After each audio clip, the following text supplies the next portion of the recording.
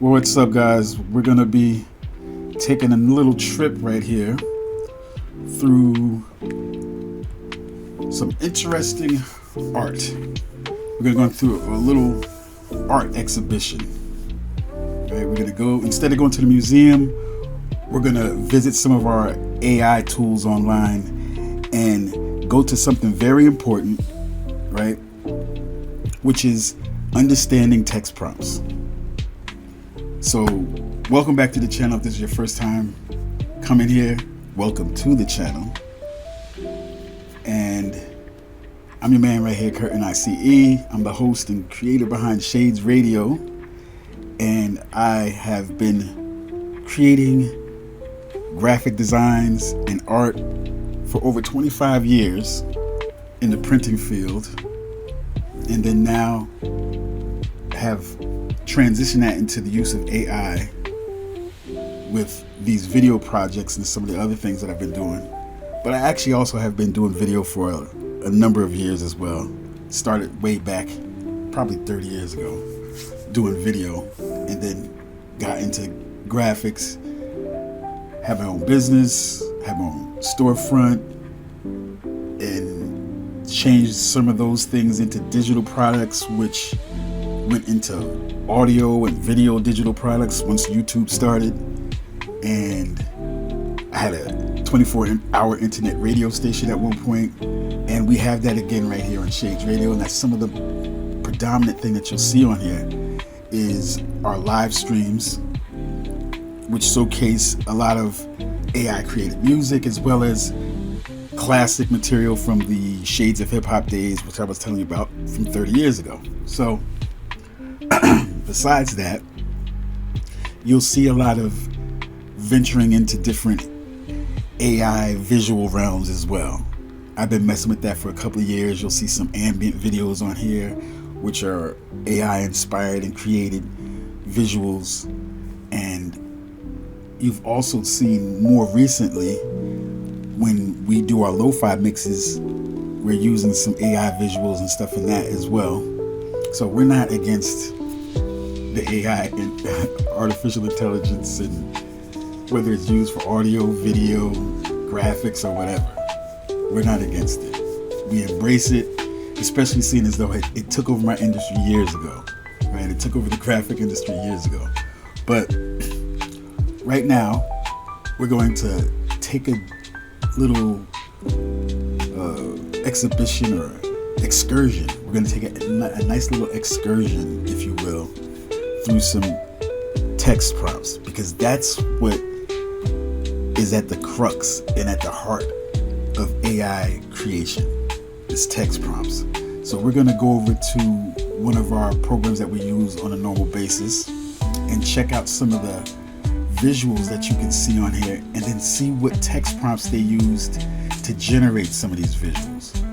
So as you can see, we're on Ideogram right now, and we're going to look through some of these visuals and then just check out the prompts that they used to create the visual, and that'll give you an idea of how text prompts are used. All right, let's start right here at the beginning. Let's start with something simple. This one right here, the 50/50s, with the skater, and he has like a skull head on him. So he's looking very awesome, but he's a one color design. So let's see what they did to get this design. Let's check this out. Now if we look over here, this is in Spanish, but it says una ilustración de dibujos animados atrevido y estilizado en blanco y negro. So it's in black and white, an illustration of, I don't know what dibujos is, animated, something like that, black and white, of a calavera, of, I guess that's a skull or a cadaver, riding with small horns in the head, mounted on, I guess, a skateboard. All right.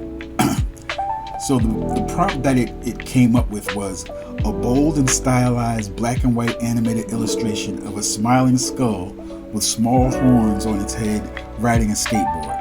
The skull appears to be sticking out its tongue, a distorted and horror-inspired image. The skull's lines are irregular and dynamic, giving a sense of movement and unease.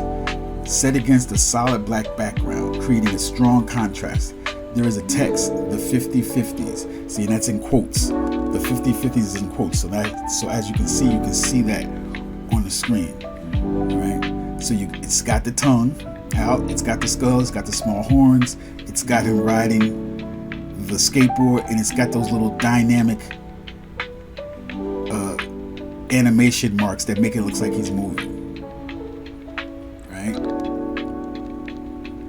So that's the text prompts that was used. So that was that was a simple design, but you can see it got very intricate as to what he was able to do with it. It got very intricate, right?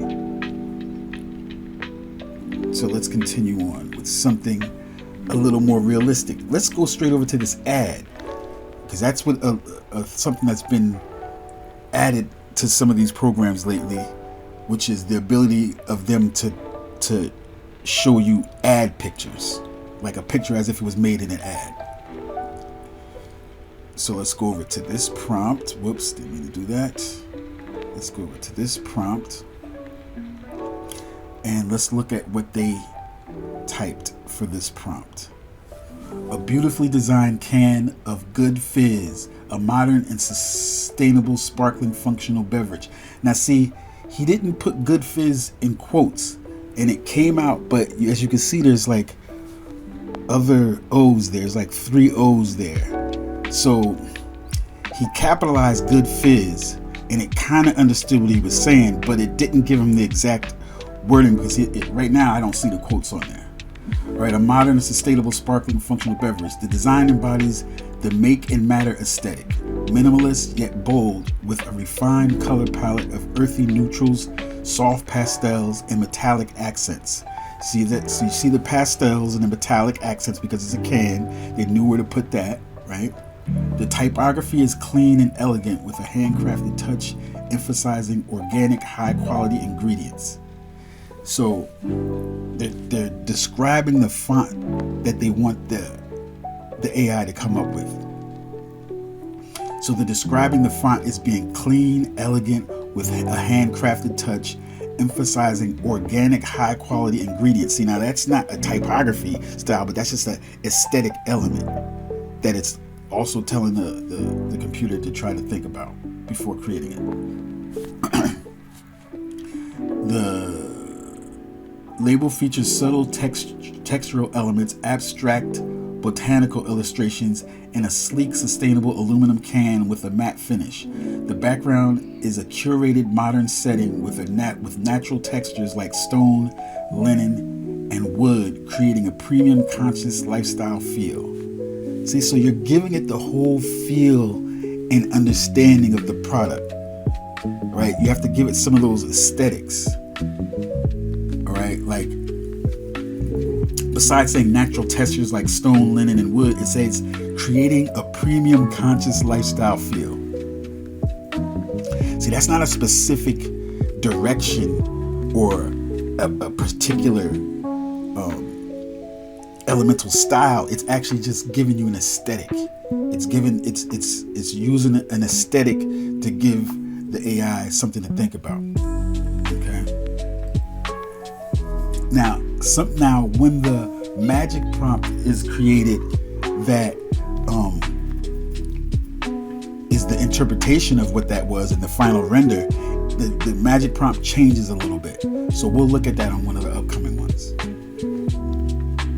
All right, now this is a slightly realistic. It's a little video game-ish with the way the face looks. It's not completely realistic. I saw some better realistic versions, but let's see what they said for the prompt. All right, it says change the main subject and adjust the atmosphere to include in this. This is a remix. This is probably a remix. In mood. Let's see. Change the main subject and adjust the atmosphere to include a new style, colors, and mood while keeping the overall setting. Now that must mean that this was a remix of the original one. So let's continue on the prompt. Not for something magical or futuristic, a stunning digital painting of a woman's face emerging from a torn sheet of textured white paper.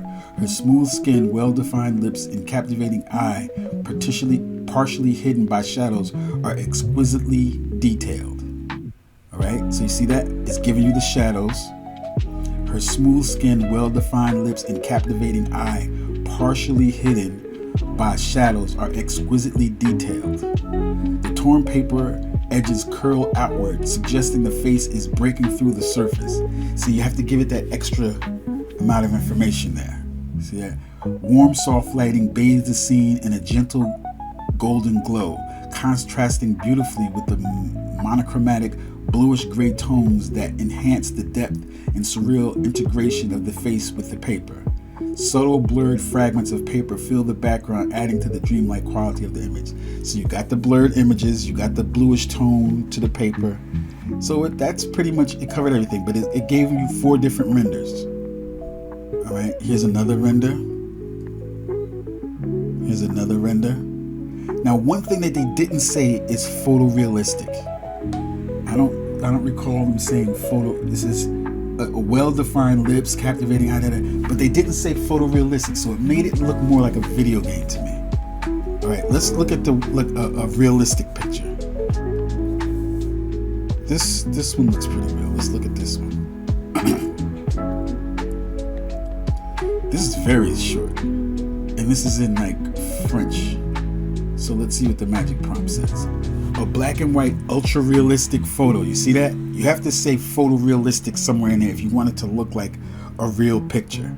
Now they're saying ultra realistic photo, which is kind of backwards way of saying photorealistic, of a man sitting on a bus looking at TikTok on his smartphone.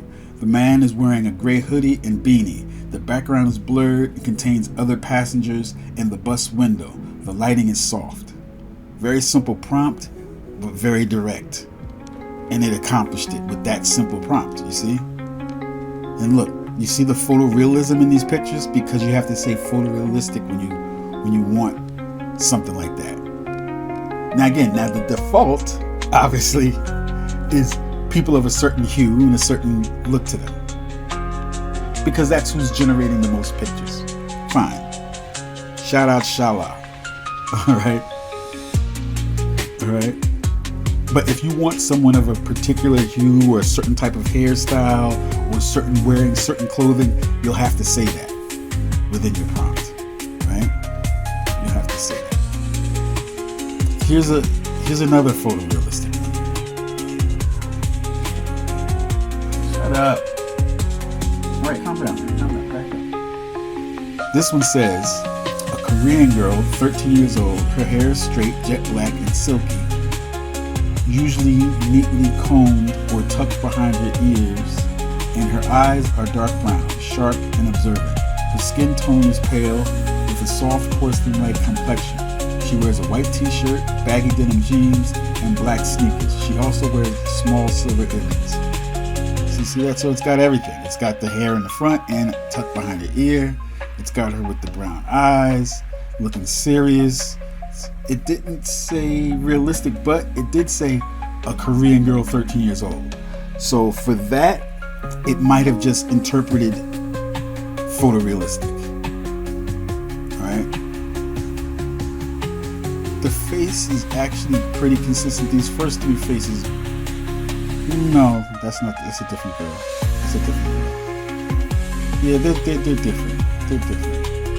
I was going to say that it tried to make the same girl, but it didn't. It made different girls. Changed up her earrings, changed the background a little bit, right? Had a white background there, but then it gave you an outdoor background on that one.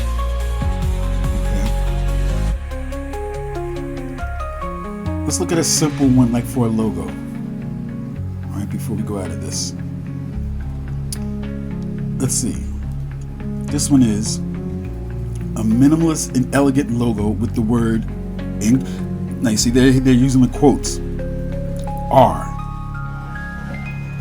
unquote in a modern sans serif font. The letter R in quote $reward. Now the $sign is not there. I don't see the $sign. All right, is orange while the other letters are black. The logo has a subtle gradient effect, with the orange R gradually fading into the black background. Didn't fully take that, carry that one off. There's the $. All right, it's got your R because it put that separate, so it's gonna put an R and $. Reward. All right, it's giving you a little bit of an orange hue with that little splash between the middle there. This one's not a great version of it. That's not a great interpretation of that prompt. This one, I don't know where it's getting the purple, but I guess because it said fade into black, so it went from orange to purple. Didn't accomplish the $. There on that one. So sometimes you gotta generate them more than one time. All right, you gotta generate them more than one time to get it. Let's go to something a little more dynamic. Let's see. This is an interesting looking one. Let's see what this came up with. A surrealism figurine of a father's heart. Its surface shimmering with the iridescent beauty of opal and amber. Gracefully curves and rests upon a pedestal. So we got the pedestal, we got the opal and amber. Amber's sort of gold. We'll see where the purple comes in.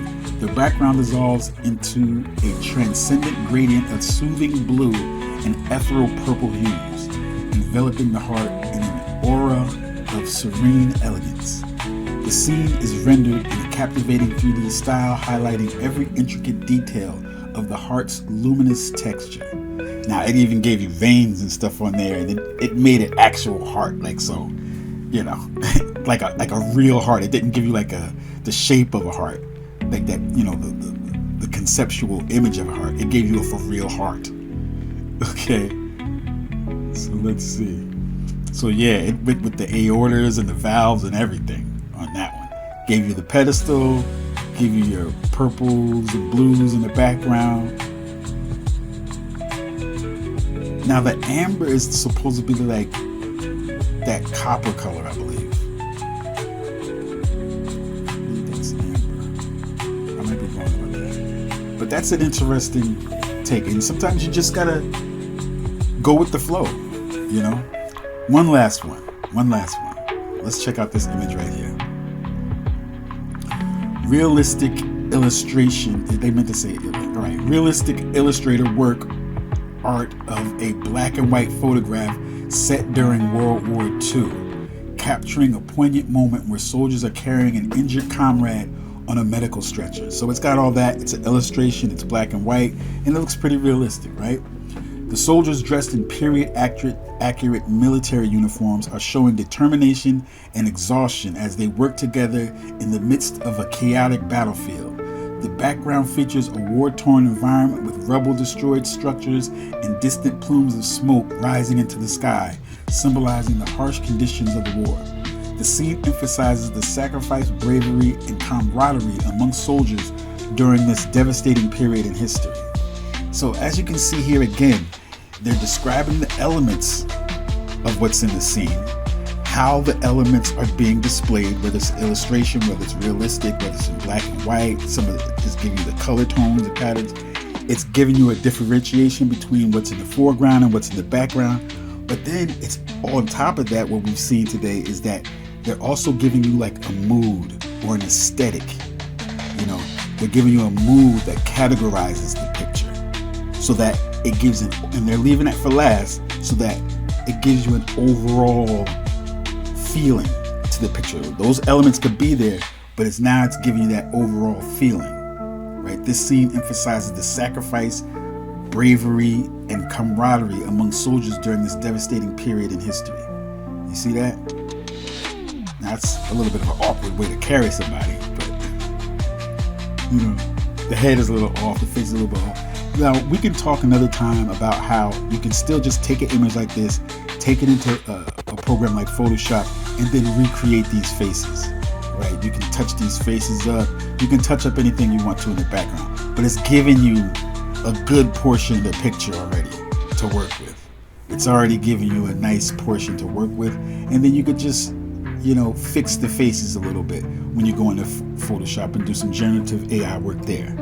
So that's what we have. All right. So that was our little travel through some different text prompts for today, and our little journey through today using Ideogram. But join us again the next time, and we'll go over some more text prompts and see how these things are generated and get used to giving some really good text prompts.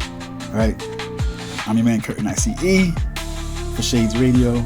Check you guys out next time. Make sure you like, subscribe to the video for more. All right. Next time. Peace.